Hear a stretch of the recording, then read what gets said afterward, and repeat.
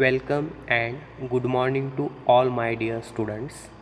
I am Professor G.B. Shendge, Assistant Professor, College of Agriculture, Baramati. Subject Crop Science Paper First, Class 12 Science. In last lecture, we have seen the exam pattern and theory syllabus of Crop Science Paper First and Paper Second. Today we are going to discuss about cultivation practices of Bajra crop. Bajra it is also called as pearl millet किंवा मराठीत त्याला बाजरी असं म्हटलं जातं. आज आपण paper फर्स्टमधलं पहिलं सिरियल क्रॉप्स पाहणार आहोत बाजरा. टोटल सिरियल क्रॉप्स 8 आहेत. त्याच्यामध्ये फर्स्ट सिरियल क्रॉप बाजरा ते आज आपण पाहणार आहोत. बाजरा हे एक सिरियल क्रॉप आहे. सिरियल क्रॉप म्हणजे कसं कोणतं, त्यालाच मराठीत काय म्हटलं जातं, तृणधान्याचं पीक. आणि हे पीक खरीप सीझनमध्ये लावलं जातं. पेपर फर्स्टमध्ये सगळी जी काही पिके आहेत, क्रॉप्स आहेत, ते रब्बी क्रॉप्स खरीप क्रॉप्स आहेत. आणि पेपर सेकंडमधले जे काही क्रॉप्स आहेत ते रब्बी क्रॉप्स आहेत. खरीप क्रॉप्स म्हणजे काय, those crops are sown in rainy season, that is called as kharif crops, and those crops are sown in winter season, that is called as rabi crops. Paper first मध्ये all kharif crops आहेत आणि paper second मध्ये all rabi crops आहेत. आज आपण paper first मधील first cereal crop पाहणार आहोत, bajra. The introduction of bajra. Local name bajra किंवा बाजरी असं म्हटलं जातं. बॉटॅनिकल नेम पेनिसिटम थायपॉइड्स और Pennisetum americanum. This is the botanical name of pearl millet. Then family Gramineae और पोयासी. हे क्रॉप ग्रॅमिनिया किंवा पोयासी या कुळातील आहे. This crop originated from western Africa. एक ओरिजिन या क्रॉपचा ओरिजिन वेस्टर्न आफ्रिका आहे. बाजरी हे पीक अधिक सहनशील आणि धान्याबरोबरच चारा देणारे पीक आहे. जर पाऊस उशिरा, अनिश्चित व कमी प्रमाणात झाला तरी इतर तृणधान्यापेक्षा अधिक धान्य व चारा उत्पादन देणारे हे पीक आहे. कमी कालावधीत तयार होणारे तृणधान्य पीक असल्यामुळे खरीपानंतर रब्बीची पिके वेळेवर घेता येतात.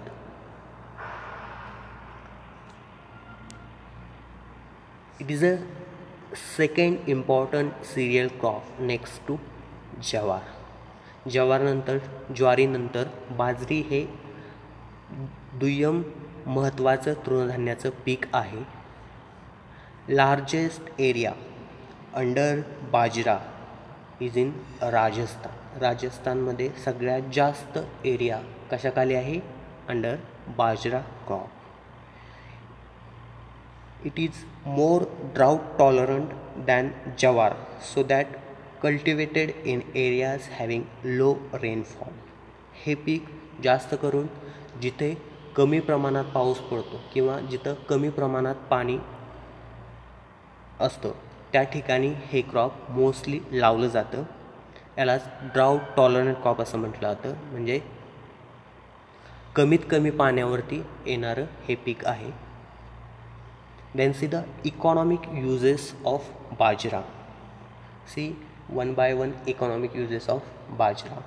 फर्स्ट इकॉनॉमिक इम्पॉर्टन्स और use of bajra, that is it is the staple food of poor people. Staple food means प्रमुख पीक किंवा प्रमुख अन्न. हे गरीब लोकांचं प्रमुख अन्न हे बाजरा आहे. It is use for preparation of भाकरी और रोटी. बाजरा हे भाकरी किंवा रोटी तयार करण्यासाठी वापरतात, यूज केला जातो. Grains is also use for preparation of pop grains. आपल्याला मोस्टली माहिती आहे पॉप ग्रेन्स हे मेजपासून बनवतात, मक्यापासून बनवतात. पण काही ठिकाणी pop grains are prepared by using the bajra. Then It is used for fodder purpose. The dried stalks that is called as कडबा किंवा कडबी असं म्हटलं जातं. It is used for fodder purpose. The grain of bajra is more nutritious than ज्वार.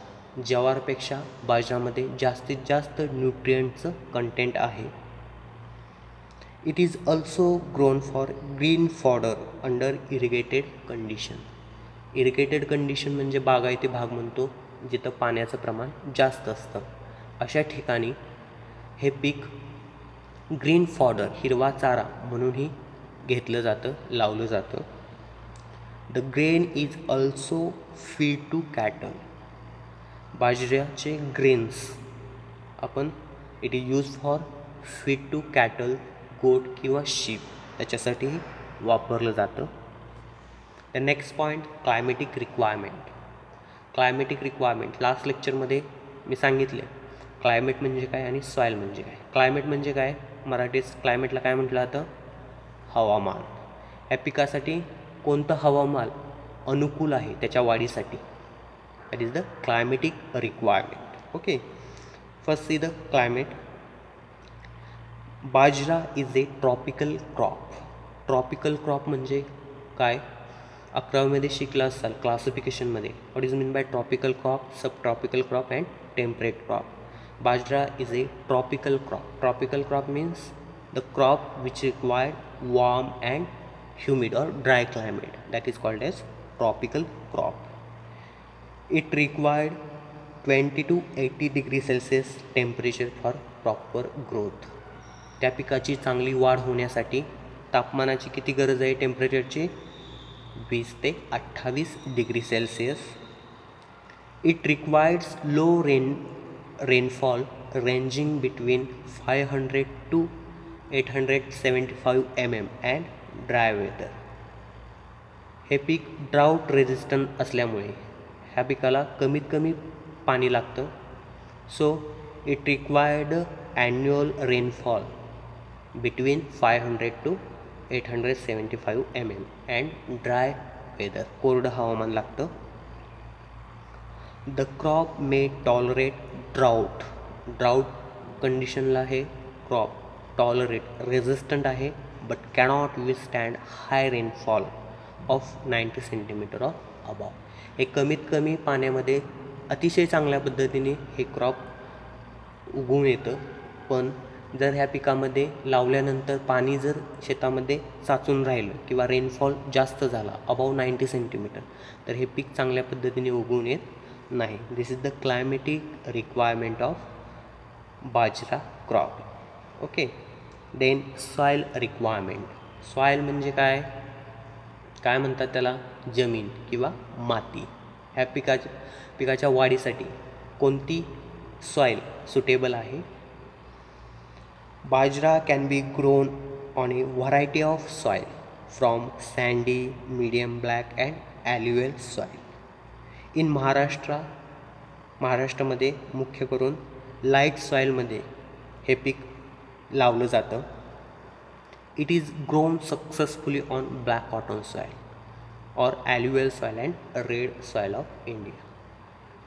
इंडियामधील black cotton soil, alluvial soil आणि red soil ह्या तिन्ही सॉईलमध्ये हे crop चांगल्या प्रकारे उगवून येतं. ब्लॅक कॉटन सॉईल म्हणजे कसली, आपण त्याला काय म्हणतो, काळी मृदा. ॲल्युअल सॉईल म्हणजे काय, गाळाची मृदा. आणि रेड सॉईल म्हणजे काय, लॅटरॅटिक सॉईल, लाल कलरची असते. That is the red soil of India. Okay, then water logging condition is very harmful to this crop. Water logging condition म्हणजे काय, जिथं पाणी साचून राहतं, stagnant condition, water stagnant condition, that is called as water logging condition. It is very harmful to this crop. जर पाणी शेतामध्ये साचून राहिलं, it is very harmful to this crop. Okay, this is the soil requirement.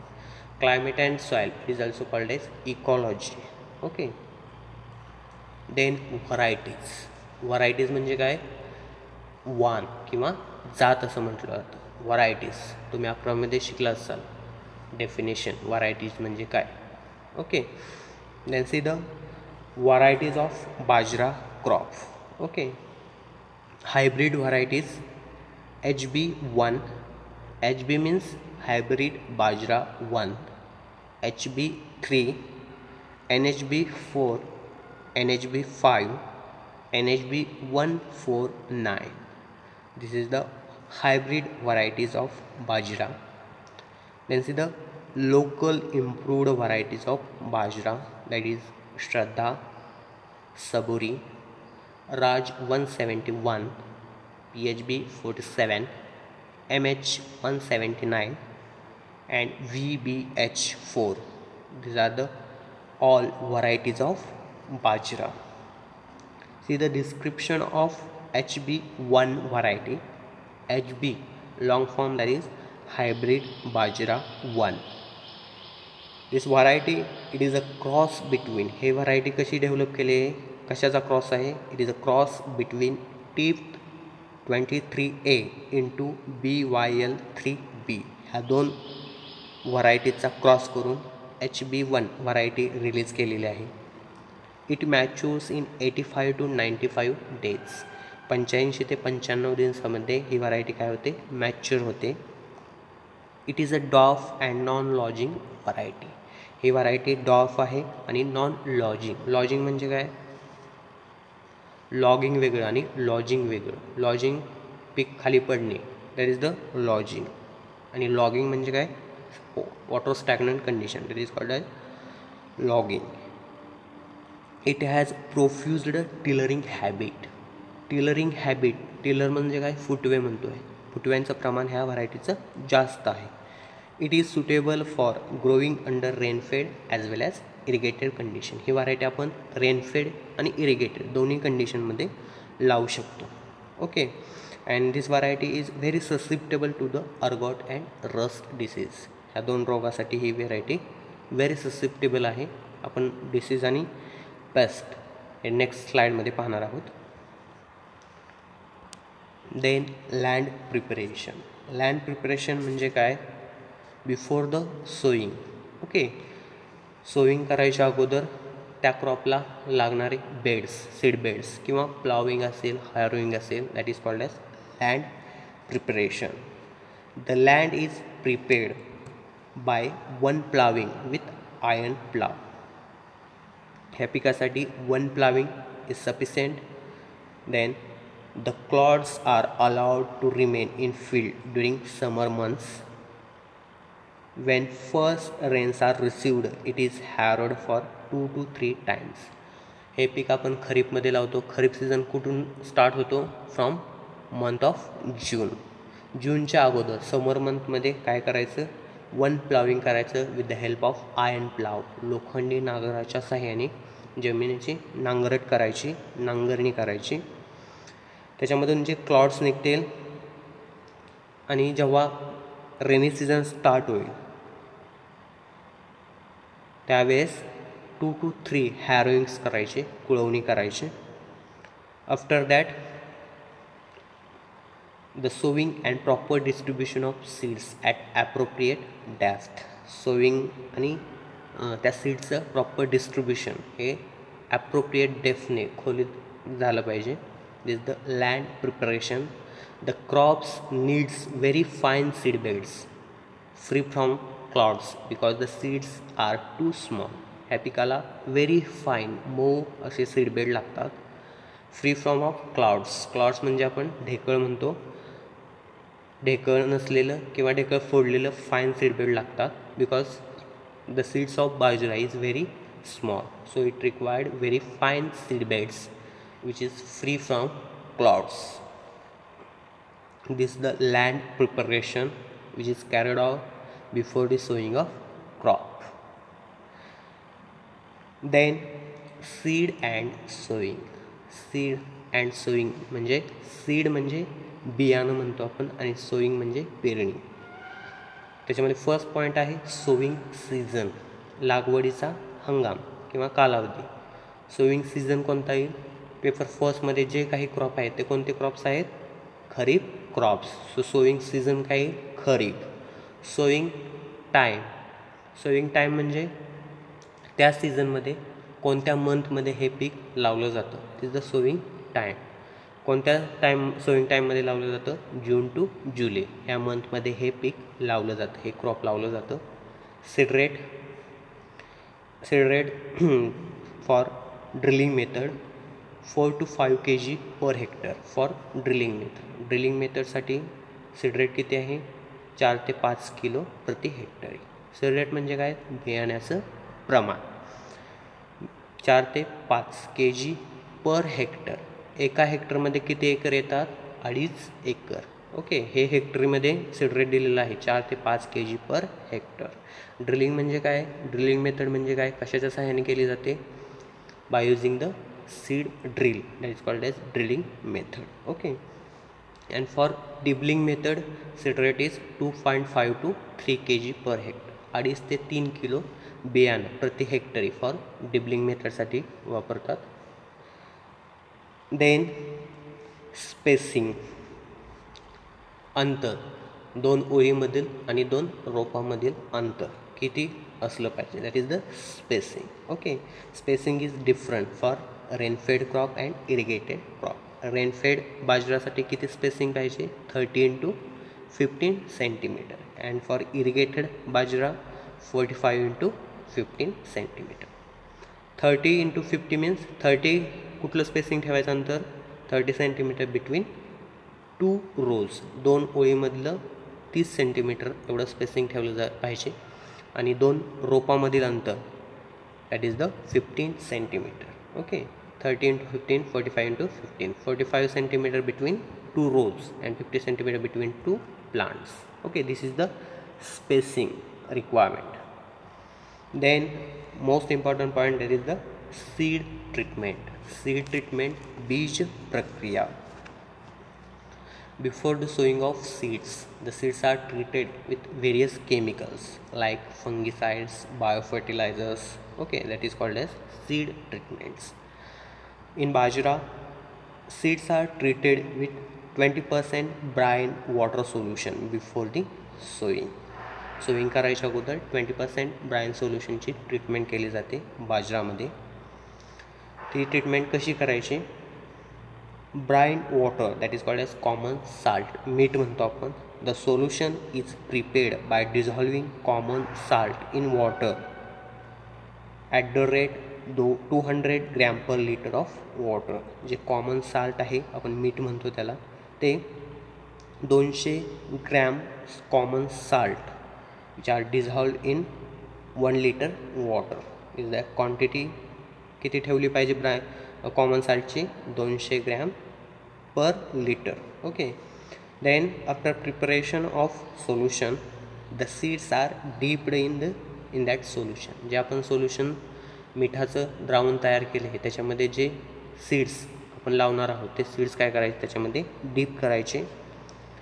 And diseased grains which float on the surface of the water are removed. जे infected seeds असतील किंवा deceased seeds असतील, पोकळ सीड्स असतील, ते काय होतील? पाण्यामध्ये टाकल्यानंतर वरती तरंगतील. ते तरंगलेले सीड्स काय करायचे? बाहेर काढायचे. इज द इन्फेक्टेड सीड्स और डिसीज्ड सीड्स. आणि जे खाली साठलेले असतात ते this is the healthy seeds. And this healthy seeds is use for the sowing. Okay, the seeds are washed. जे खाली साठलेले सीड्स आहेत ते काय करायचे? परत एकदा पाण्याने धुवून काढायचे, वॉश करायचे. अँड ड्रायड इन शेड, शेडमध्ये ड्राय करायचे. And it is use for sowing. This treatment is given for control of ergot disease. Ergot disease control होण्यासाठी ही ट्रीटमेंट वापरली जाते. Okay, then another treatment is the organomercurial treatment, the sericin and agrocin, which is used for controlling the seed-borne diseases. The application rate, that is the 2.5 to 3 kg per hectare. The seeds are treated with sericin and agrocin at the rate 2.5 to 3 kg per hectare to control seed-borne diseases. Okay, then sowing methods, लागवडीची पद्धत किंवा पेरणीची पद्धत. दिस crops is sown by using the methods like broadcasting and drilling. Broadcasting आणि drilling ह्या पद्धतीने हे पीक mostly लावलं जातं. ब्रॉडकास्टिंग म्हणजे काय? The seeds are scattered by the hand, that is called as broadcasting असं म्हटलं जातं. सीड्स काय केले जातात, जे सीडबेड तयार केलेले असतात त्याच्यामध्ये काय केलं जातं, सीड्स फेकले जातं किंवा विस्कटले जातात, that is called as broadcasting. आणि ड्रिलिंग म्हणजे काय, the seeds are sown by using the seed drill, that is called as drilling. In Maharashtra it is bajra is sown by drilling method with the help of तिफन. तिफनच्या साहाय्याने हे बाजराचे seed लावले जातात in Maharashtra. And the depth, खोली किती ठेवली पाहिजे, 4 ते 5 सेंटीमीटर. 4 ते 5 सेंटीमीटरपर्यंत सीड्स लावले जातात. The seeds is covered with soil by working light भाकर. तिफनच्या सहाय्याने सोईंग केल्यानंतर त्या सीड्सवरती माती झाकण्यासाठी लाईट भाकर असते किंवा आपण त्याला लेवलर असं म्हणतो, किंवा लाकडी फळी काय केली पाहिजे, ते फिरवली पाहिजे जेणेकरून सीड्स काय सीडवरती माती पसरवली पाहिजे. Okay, this is the sowing methods. Then intercultivation. Intercultivation means the tillage operations which is carried out in standing crop, that is called as intercultivation. त्यालाच काय म्हटलं जातं, आंतरमशागत असं म्हटलं जातं. आंतरमशागतमध्ये थिनिंग आहे, वीडिंग आहे आणि होईंग हे महत्त्वाचे इंटरकल्टिवेशन प्रॅक्टिसेस आहेत. त्याच्यामध्ये फर्स्ट थिनिंग. थिनिंग म्हणजे काय, विरळणी. विरळणी कधी करतात, 10 ते 15 दिवसांनी. पीक लावल्यापासून 10 ते 15 दिवसांनी काय केलं पाहिजे, थिनिंग केलं जातं. Thinning is done at 10 to 15 days after sowing to provide optimum space to each plant. प्रत्येक प्लांटचं स्पेसिंग मेंटेन होण्यासाठी थिनिंग केलं जातं.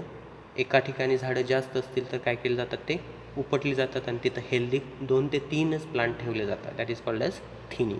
Okay, then after thinning 2 hoeings 1 to 2 hoeings and 1 hand weeding is given at 15 days interval.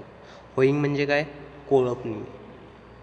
हो माहीत असतील, cycle हो, कर्जत हो, जॅपनीज हो, there are different types of हो. त्यांच्या सहाय्याने विडिंग केलं जातं, दॅट इज कॉल्ड एज होईंग, कोळपणी असं म्हटलं जातं.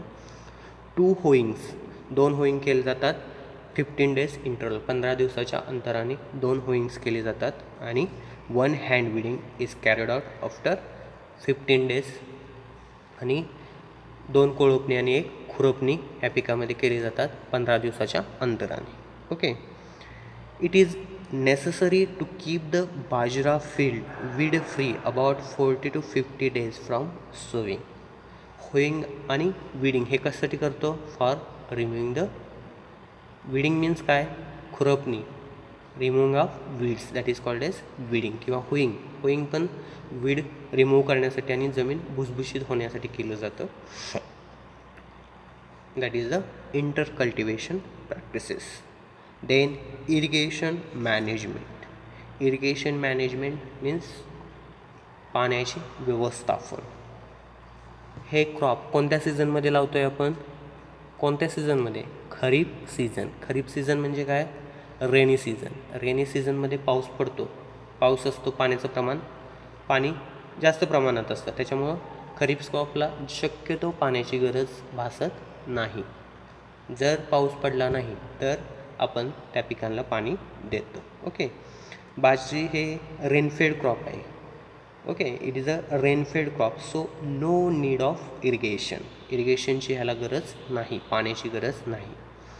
In kharif 1 to 2 protective irrigation may be given under long gap between 2 rains. 2 पावसाच्या मधील अंतर जास्त असेल, 5 दिवसाचं, 10 दिवसाचं किंवा 15 दिवसाचं जास्त असेल तर आपण खरीपमध्ये 1 ते 2 इरिगेशन या पिकाला देतो. When it is grown as a irrigated crop then irrigation are given at different growth stages. जर आपण हे इरिगेटेड क्रॉप घेतलं, 2 टाईपमध्ये घेऊ शकतो, रेनफेड आणि इरिगेटेड. रेनफेड म्हणजे पावसाच्या पाण्यावर आणि इरिगेटेड म्हणजे बागायती म्हणतो इरिगेटेड क्रॉप. जर आपण हे इरिगेटेड क्रॉप घेतलं असेल, जर घेत आहोत असेल तर इरिगेशन कधी द्यायचं, पाणी कधी द्यायचं, त्याला ॲट क्रिटिकल ग्रोथ स्टेजेस, त्याच्या ग्रोथ स्टेजेसला पाणी दिलं जातं. फर्स्ट ग्रोथ स्टेज आहे टिलरिंग स्टेज, सेकंड आहे flag leaf stage and third is grain filling stage. ह्या 3 इम्पॉर्टंट ग्रोथ स्टेजेस आहेत. पहिले आहे टिलरिंग. टिलरिंग म्हणजे फुटवे येते. लागवडीनंतर 20 ते 30 दिवसांनी ह्या पिकामध्ये फुटवे यायला सुरुवात होते. That is called as tillering stage. ह्या स्टेजला एक इरिगेशन द्यायचं. सेकंड आहे फ्लॅग लीफ. फ्लॅग लीफ म्हणजे जेव्हा कणीस बाहेर येतं, सगळ्यात वरच्या पानातून जेव्हा कणीस बाहेर येतं, that is called as flag leaf stage. ह्या स्टेजला एक इरिगेशन द्यायचं. आणि ग्रेन फिलिंग, जेव्हा कणसामध्ये दाणे भरायला सुरुवात होते, that is called as grain filling. त्या स्टेजला एक काय द्यायचं, इरिगेशन द्यायचं. This is the irrigation management. Okay. in this growth stages, grain filling stage is the most important stage of irrigation. ह्या तिन्ही स्टेजमध्ये ग्रेन फिलिंग स्टेज ही खूप महत्त्वाची इरिगेशनची स्टेज आहे. And any moisture deficiency at this stage results in low yield. ह्या स्टेजमध्ये जर पाणी पिकाला मिळालं नाही तर यील्डवरती ह्याचा परिणाम होतो, यील्ड कमी येतं. So grain filling stage is important irrigation stage in bajra crop. Okay. Then cropping system. Cropping system म्हणजे काय, किंवा क्रॉप रोटेशन, पिकांची फेरफालट. क्रॉप रोटेशन पिकांची फेरफालट असं आपण म्हणतो. The most common rotations are bajra gram, bajra groundnut, bajra linseed, bajra barley, bajra wheat and bajra potato. These are the cropping system. Cropping system म्हणजे वेगवेगळ्या सीझनमध्ये पिकं लावली जातात रोटेशननुसार. सपोज खरीपमध्ये आपण पर्ल मिलेट लावत आहोत तर रब्बीमध्ये बार्ली लावलं जातं. खरीपमध्ये पर्ल मिलेट लावत असेल तर रब्बीमध्ये व्हीट लावलं जातं, किंवा ग्राम किंवा potato. This is the crop rotation, पिकांची फेरफालट असं आपण म्हणतो. देन इंटर क्रॉपिंग किंवा मिक्स्ड क्रॉपिंग, आंतरपीक घेतलं जातं, किंवा दुय्यम पीक असं आपण म्हणतो, inter cropping. Generally bajra is taken as a inter crop with तूर, उडीद अँड सोयाबीन. तूर असेल, उडीद असेल, सोयाबीन असेल, मूग असेल, यांच्यामध्ये हे इंटर क्रॉप घेतले जातात बाजरामध्ये. Pearl millet plus green gram, pearl millet plus black gram, pearl millet plus soybean, pearl millet plus sorghum. बाजरी आणि ग्रीन ग्राम किंवा बाजरी ब्लॅक ग्राम, बाजरा सोयाबीन किंवा बाजरा ज्वारी यांचे काय केलं जातं, मिश्रपीक किंवा आंतरपीक घेतलं जातं. That is called as inter cropping. Okay. Then most important point, that is the manures and fertilizers, or it is called as manuring. Manuring means 11वीमध्ये तुम्ही शिकला असाल what is mean by manures and what is mean by fertilizers and classification of fertilizers. फर्टिलायझर्सचं classification पाहिलं असेल. मॅन्युअर्समध्ये mostly मॅन्युअर्स म्हणजे काय, मॅन्युअर्सची definition काय आहे, the well rotted plant and animal residue, that is called as manures. Manure requirement for bajra is 8 to 10 tons FIM or compost per hectare. For the bajra crops, manure requirement is 8 to 10 tons FIM. FIM म्हणजे शेणखत असं म्हणतो. 8 ते 10 ton शेणखत हेक्टरी ह्या पिकासाठी लागतं. देन फर्टिलायझर्स, रासायनिक खते. The fertilizers dose varies according to variety, soil and irrigation. Fertilizer dose व्हरायटीनुसार किंवा सॉईल कंडिशननुसार किंवा इरिगेशन कंडिशन, रेनफेड आणि इरिगेटेड ह्यासाठी बदलत असतो. ॲव्हरेज फर्टिलायझर डोस आहे 100 ते 120 kg N म्हणजे नायट्रोजन युरिया, 40 ते 60 kg P मीन्स फॉस्फरस स्फुरद, अँड 30 to 40 kg K म्हणजे पालाश प्रति हेक्टरी या पिकासाठी लागतो. त्याच्यामध्ये रेनफेड क्रॉपसाठी 12 kg nitrogen per hectare. Then irrigated क्रॉपसाठी 25 kg नायट्रोजन आणि 25 kg फॉस्फरस प्रति हेक्टरी. अँड फॉर हायब्रिड बाजरा जर आपण लावत असेल आणि हायब्रिड बाजरासाठी 20 kg nitrogen, 37 kg phosphorus and 25 kg potassium प्रति हेक्टरी पर हेक्टर. एवढा डोस लागतो. Okay. In case of rainfed crop all fertilizers is given at the time of sowing. आता हे फर्टिलायझर अप्लाय करण्याच्या वेगवेगळ्या पद्धती आहेत, मेथड्स ऑफ फर्टिलायझर ॲप्लिकेशन्स. जर आपण रेनफेड क्रॉप घेत असेल तर at the time of sowing whole dose of fertilizers are applied. जेव्हा आपण लागवड करत असतो तेव्हाच पूर्ण खताचा डोस टाकला जातो रेनफेड क्रॉपसाठी. आणि जर आपण इरिगेटेड क्रॉप्स बागायत पीक घेत असेल तर fertilizers are applied in split doses. Split doses म्हणजे वेगवेगळ्या स्प्लिट, जो डोस आहे तो स्प्लिट केला जातो, वेगवेगळ्या टप्प्यामध्ये टाकला जातो. त्याच्यामध्ये हाफ ऑफ नायट्रोजनचा जेवढा डोस असेल त्याच्या half, full dose of phosphorus and full dose of potassium should be applied as a basal at the time of sowing. सोईंगच्या वेळेस हाफ डोस नायट्रोजनचा आणि फुल डोस फॉस्फरस आणि पोटॅशियमचा टाकला जातो फॉर इरिगेटेड क्रॉपसाठी. आणि जर रेनफेड क्रॉप घेतलं असेल तर फुल dose at the time of sowing टाकला जातो आणि इरिगेटेड क्रॉप घेतलं तर हाफ डोस नायट्रोजन आणि फुल dose of phosphorus and potassium यांचा टाकला जातो. आणि राहिलेला nitrogen, half dose of nitrogen should be applied at 60 days after sowing. जो काही हाफ डोस राहिलेला आहे तो 60 दिवसानंतर त्या पिकामध्ये टाकायचा. Okay. This is the manuring and fertiliser application in bajra crop. Okay. Then last harvesting and threshing. Harvesting म्हणजे काय? काढणी म्हणतो. आणि थ्रेशिंग म्हणजे काय? मळणी. हार्वेस्टिंग काढणी कशा सहाय्याने केले जातं? Harvesting with the help of sickle, कोयता etc. Okay, that is called as harvesting. हे क्रॉप लावल्यानंतर स्पेसिफिक ड्युरेशननंतर हे पीक काय होतं? काढणीस येतं. त्या ड्युरेशननुसार किंवा मॅच्युरिटी सायन्स, त्या प्लांटचे मॅच्युरिटी सायन्स इंडिकेट करतं की ते क्रॉप हार्वेस्टिंगला आलेलं आहे. व्हिज्युअल सायन्स असतात. आपल्या सगळ्याला माहिती आहे आपण क्रॉप हार्वेस्टिंग केव्हा करतो. सुरुवातीला काय बघतो? व्हिज्युअल सिम्पटम सांगा. काय बघतो आपण त्याच्यामध्ये? पानं काय होतात? येलोइश होतात, पानं ड्रॉप डाऊन होतात, गळलेली दिसतात किंवा ग्रेन्स हार्ड झालेले असतात. This is the maturity science of this crops. Okay. त्या कंडिशनला काय केलं जातं? क्रॉप हार्वेस्ट केलं जातं. बाजरी matures in 80 to 90 days after sowing. It is depend on variety. व्हरायटीनुसार प्रत्येक व्हरायटीचा ड्युरेशन, मॅच्युरिटी पिरियड हा डिफरंट आहे. पण ॲव्हरेज 80 ते 90 दिवसानंतर, पेरणीपासून 80 ते 90 दिवसानंतर हे पीक काय होतं? हार्वेस्टिंगला येतं. Harvesting is done when lower leaves get dried. कधी केली जाते काढणी? जेव्हा खालचे लिव्ज काय होतात? ड्राय होतात आणि ड्रॉप डाऊन होतात, खाली पडतात. त्या स्टेजला हे पीक काय केलं जातं? हार्वेस्ट केलं जातं. The plant are cut close to ground level. काय केलं पाहिजे? प्लांट कट केलं पाहिजे at ground level with the help of sickle and kept for drying for 2 to 3 days. 2 ते 3 दिवस काय केलं पाहिजे? ड्राईंगसाठी ते क्रॉप ठेवलं पाहिजे. Then after drying they are tied into bundles and stacked. Harvesting केल्यानंतर 2 ते 3 दिवस ड्राईंगसाठी ते क्रॉप ठेवायचं. आफ्टर ड्राईंग झाल्यानंतर त्याचे बंडल्स बांधायचे.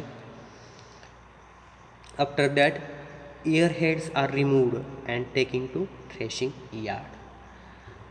नंतर काय केले पाहिजे? इयर हेड्स, जे कणीस म्हणतो आपण, ते काय केलं पाहिजे? रिमूव्ह केलं पाहिजे with the help of sickle. सिकलच्या सहाय्याने ते कणीस कट करायचं आणि which is taking into the threshing yard. जिथं मळणी करणार आहोत तिथं आपण काय केलं? हे कणीस काय करायचं? इयर हेड्स कलेक्ट करायचे किंवा त्याचा ढीग लावायचा. देन थ्रेशिंग, मळणी. Ear heads are threshed under the feet of bullocks. बैलाच्या पायाखाली ते कणीस काय केले जातात? तुडवले जातात आणि त्याच्यामधून ग्रेन सेपरेट केले जातात. This is the older method of threshing. हे सुरुवातीला जुने लोक काय करायचे? अंडर द फीट ऑफ बुलक्सच्या पायाखाली मळणी करायची. पण आता nowadays threshing is done by power thresher. आता पॉवर थ्रेशरच्या सहाय्याने, मळणी यंत्राच्या सहाय्याने काय केलं जातं, थ्रेशिंग केलं जातं. After threshing grain is cleaned by winnowing. Winnowing means पाखडणे असं म्हटलं जातं. After removing or after separating the grains from the ear heads. Okay, after that winnowing is carried out with the help of air, natural air. Okay, winnowing पाखडणे असं म्हटलं होतं. तो त्या ग्रेन्समधून काडी कचरा असेल तो सेपरेट करायचा, दॅट इज द विनोईंग. ओके, आणि विनोईंग केल्यानंतर काय करतो आपण, उन्हामध्ये ते ग्रेन्स काय केले जातात, वाळवले जातात, जेणेकरून त्याच्यामधलं एक्सेस मॉइश्चर काय होईल, कमी होईल. Okay, then the drying, and drying झाल्यानंतर स्टोरेज केलं जातं. ओके, देन इल्ड म्हणजे काय, उत्पन्न म्हणतो आपण. उत्पन्न त्याच्यामध्ये 2 टाईपमध्ये उत्पन्न असतं, ग्रेन इल्ड आणि स्टोअर इल्ड. ग्रेन इल्ड म्हणजे धान्य, ग्रेन्स असतात त्याचं उत्पन्न, आणि स्टोअर इल्ड म्हणजे जे खालचं स्ट्रॉ किंवा स्टॉक राहिलेलं असतं त्याचं उत्पन्न. Okay, average yield of bajra is, जर रेनफेड क्रॉप घेतलं तर त्याचं उत्पन्न आहे 12 to 15 quintals per hectare. And for irrigated क्रॉपचं उत्पन्न आहे 30 ते 35 क्विंटल पर हेक्टर. रेनफेडसाठी 12 ते 15 quintal per hectare. And for irrigated crop 30 to 35 quintal per hectare is the grain yield of bajra.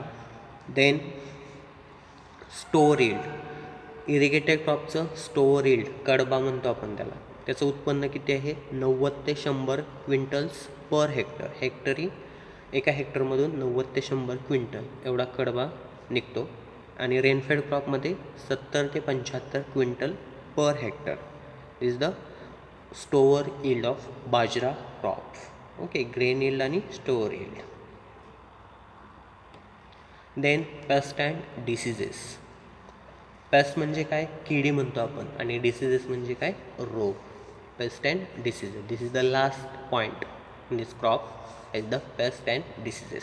The important pest and diseases of in this crop: paste, stem borer, armyworm, aphids and midgefly. This is the pest, important pest of bajra crop. And diseases: ergot, downy mildew. It is also called as green ear disease, smut and rust. Okay, this is the diseases. Then pest, see the one by one. The pest: bajra is attacked by the same pest of jawar. ज्वारीवरती ज्या paste येतात ते same paste बाजरा ह्या क्रॉपवरती येतात. त्याच्यामध्ये first pest आहे stem borer. Stem borer म्हणजे काय, खोड किडा म्हटलं जातं. This the stem borer. ही पेस्ट ज्वारी, बाजरी, मका मोस्टली सिरियल क्रॉपवरती येते. Is the stem borer. Okay, see the photograph. Then army worms, लष्करी अळी म्हटलं जातं यांना. ह्या अळी रात्रीच्या वेळेस क्रॉपवरती अटॅक करतात. That is the army worms, लष्करी अळी असं म्हटलं जातं यांना. देन ॲफिड्स, मवा, ब्लॅक कलरचा पानाच्या खालच्या साईडला छोटे छोटे ब्लॅक कलरचे किडे असतात. That is called as aphids, मवा असं म्हटलं जातं त्याला. देन इम्पॉर्टंट डिसीजेसमध्ये bajra is attacked by same diseases in जवार.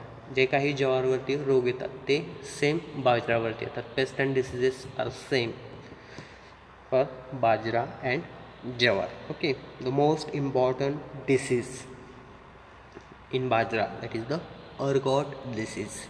हा तुम्हाला बोर्डच्या एक्झाममध्ये शॉर्ट नोटसाठी हा क्वेश्चन खूप महत्त्वाचा आहे.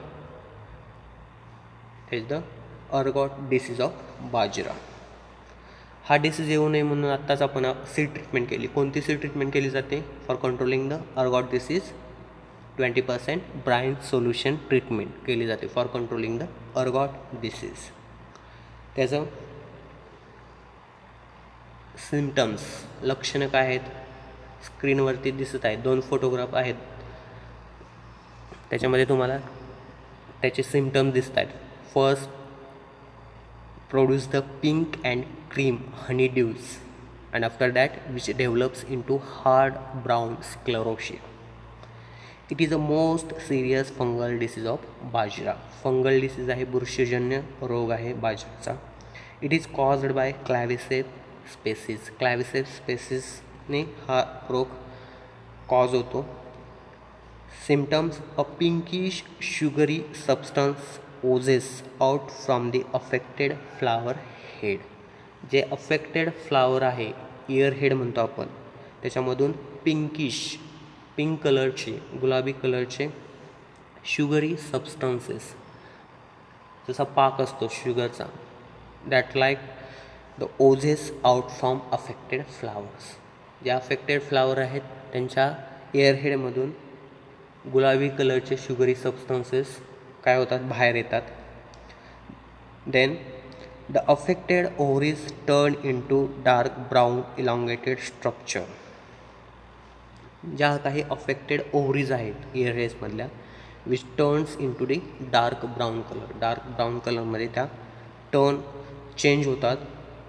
And that elongated structure is called as sclerotia.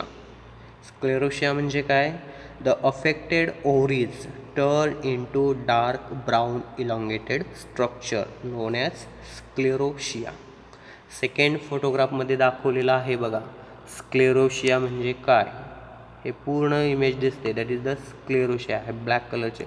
First इमेजमध्ये काय होतं, अ पिंकिश शुगरी सबस्टन्सेस. हे इयर हेड आहे पूर्ण, त्याच्यामधून काय होतात, पिंकिश कलरचे शुगरी सबस्टन्सेस बाहेर येतात.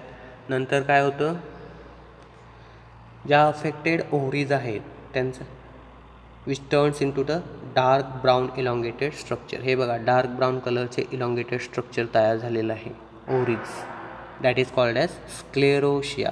स्क्लेरोशिया असं म्हटलं जातं. Okay. Ergot affected grains is poisonous and should not be used for consumption. ज्या एअरहेड्सवरती हा रोग आलेला आहे अर्गॉट, ते ग्रेन्स पॉयझनस असतात आणि it is not use for the कन्झम्पशनसाठी वापरलं जात नाही. Control measure. हा डिसीज कसा कंट्रोल करायचा, सीड ट्रीटमेंटमध्ये आपण फर्स्ट ट्रीटमेंट पाहिली 20% brine solution. Seeds are treated with 20% brine solution before the sowing of seeds. Okay, आणि त्याची प्रोसिजर आपण पाहिलेली आहे. Okay, this is the ergot disease of bajra. Then downy mildew or green ear disease असं म्हटलं जातं याला. हा डिसीज मोस्टली पर्ल मिलेट, बाजरा आणि sorghum या क्रॉपवरती येतो. The downy mildew infected pearl millets plant showing the characteristics like green ear symptoms. त्याचे earheads कसे होतात, ग्रीन कलरचे, green year symptoms. This is the green ear disease. याचे इयरहेड्स ग्रीन कलरचे होतात म्हणून याला ग्रीन इयर डिसीज असं म्हटलं जातं. किंवा सेकंड पिक्चरमध्ये बघा, डाउनी मिल्ड्यू. डाउनी मिल्ड्यू म्हणजे काय, the chlorosis on leaves of main stem and tillers with partial chlorosis from the base on earlier leaves to show symptoms. जे काही ओल्डर लीव्स किंवा स्टेम किंवा टिलर्सचे किंवा लीव्स असतील ते कसे येलोइश कलरचे होतात. This is the symptoms. Okay, this is the downy mildew, green ear disease and downy mildew. Okay. Then smut. Smut म्हणजे कानी रोग असं म्हटलं जातं. ग्रेन्स भरण्याच्या ऐवजी त्याच्यामध्ये फंगस भरली जाते, ग्रेन्स डेव्हलप होत नाही, ब्लॅक कलरची फंगस तयार होते, that is called as smut. This is the important pest and diseases of bajra crop. Then rust. Rust म्हणजे काय, तांबेरा. हा डिसीज मोस्टली ज्वारीमध्ये येतो. The red color pustules or spots which are appear on the surface of leaves, that is called as rust. See the photograph. Typical symptoms of rust. See brown color or red color spots which are appear on the surface of the leaves, that is called as rust. आणि हा disease mostly sorghum वरती येतो. and then bajra. Okay, this is the important diseases of bajra crop. This is the whole information of bajra crop. Is called as cultivation practices of bajra. Okay, then thank you.